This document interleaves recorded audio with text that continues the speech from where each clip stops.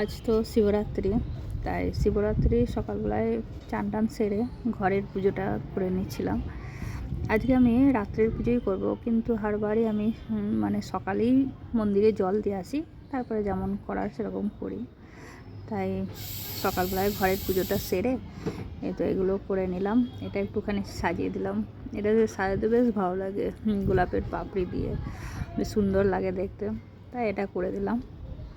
তারপর পুজো করার পর আমি আজকে এই তো মিক্স সবজি করেছিলাম। এটা হচ্ছে মটর দিয়ে, ফুলকপি দিয়ে, আলু দিয়ে আর পনির দিয়ে আর ক্যাপসিকাম দিয়ে ওটা সবজিটা বানিয়েছিলাম, আর করেছিলাম লুচি।